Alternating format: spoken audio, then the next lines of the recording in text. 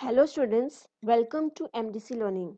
Standard FY BCom, subject Accountancy and Financial Management, topic Difference between consignment and sale.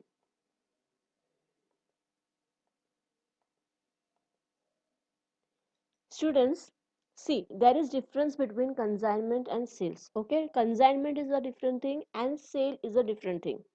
Correct, because in consignment agreement the consignor is sending the goods to consignee. Consignee is not selling the goods to consignee. Okay, consignor जो है वो goods consignor जो है वो consignee को goods send करता है, बेचता नहीं है, और consignee जो है वो customers को बेचता है.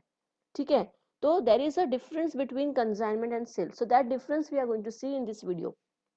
First one is consignment occurs between a consignor and consignee. है ना, consignment में दो पार्टीज होती है, एक तो consignor and second one is consignee. But in sale occurs between a seller and a buyer.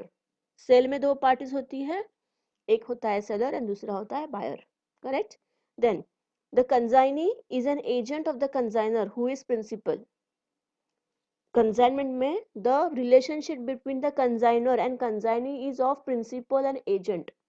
Consignor जो होता है वो एजेंट का प्रिंसिपल होता है और एजेंट जो होता है वो कंसाइनर का एजेंट होता है. ठीक है ना. So there is a the relationship between the consignor and consignee is of principal and agent. But here the buyer deals with the seller as principal to principal. यहाँ पे बायर और seller के बीच में जो रिलेशन होता है that is of principal to principal. ठीक है. Next one is consignor sends a proforma invoice to the consignee. Consignor जो होता है whenever he is sending the goods to the consignee, along with that goods he is sending one proforma invoice. ठीक है, जिसमें सारी details लिखी होती है कि कंसाइनर कितना गुड्स भेज रहा है कंसाइनी के पास, कौन से क्वालिटी का भेज रहा है, उसका कॉस्ट कितना है, उसका एक्सपेंसेस कितना है and so on. But seller sends a regular invoice to the buyer. और सेलर जो होता है ये बायर को रेगुलर इनवॉइस देता है. देखो यहाँ पे प्रोफार्मा इनवॉइस है. ठीक है, means it is not use for accounting purpose, but यहाँ पे जो होता है it is a regular invoice. ठीक है, यहाँ पे ownership of goods remain with the consignor.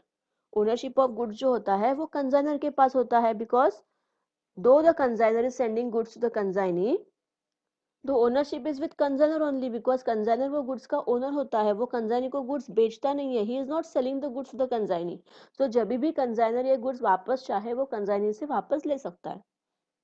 Ownership of the goods is transferred to buyer. यहाँ पे ownership of the goods is transferred to buyer because जो गुड्स होता है वो सेलर बायर को सेल करता है और उसके अगेंस्ट पैसा लेता है. तो अभी ओनरशिप किसका हो गया?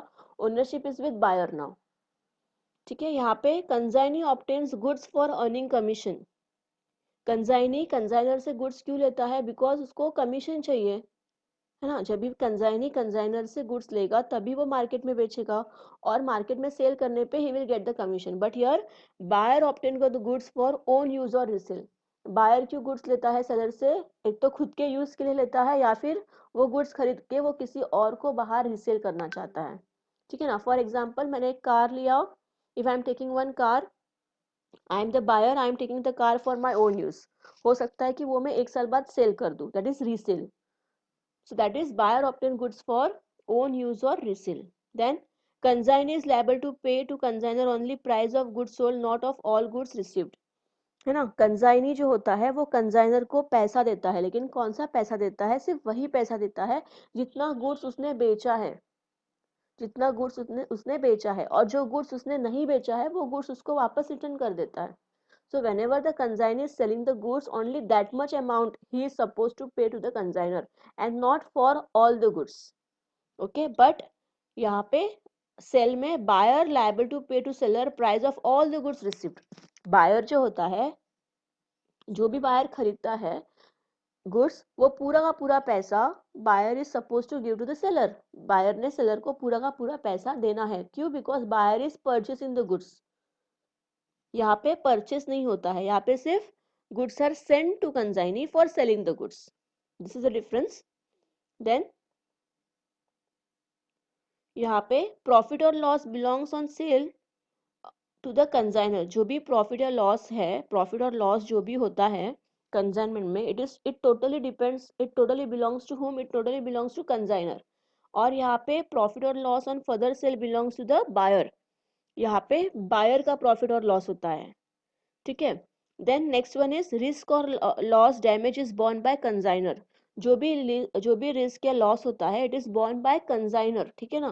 फॉर एग्जांपल कंसाइनर ने कंसाइनी को गुड्स भेजा और भेजते वक्त इन ट्रांसिट या इन ट्रांसपोर्टेशन अगर गुड्स डैमेज हो गया तो इसका risk, who is the risk bearer? The risk bearer is consignor.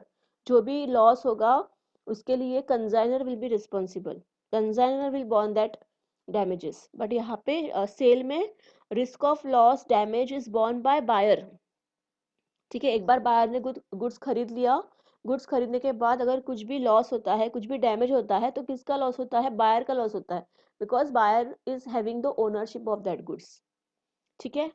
Then consignee can return the unsold goods to the consignor.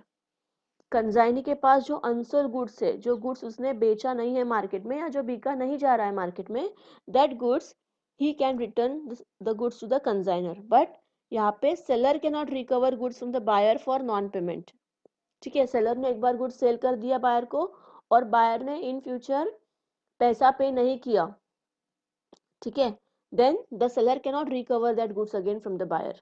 वो फिर बैड डेट्स हो जाएगा, it will be bad debts, पैसा डूब जाएगा, ठीक है। तो बच्चों this was the difference between consignment and seller, sorry consignment and sale. Thank you.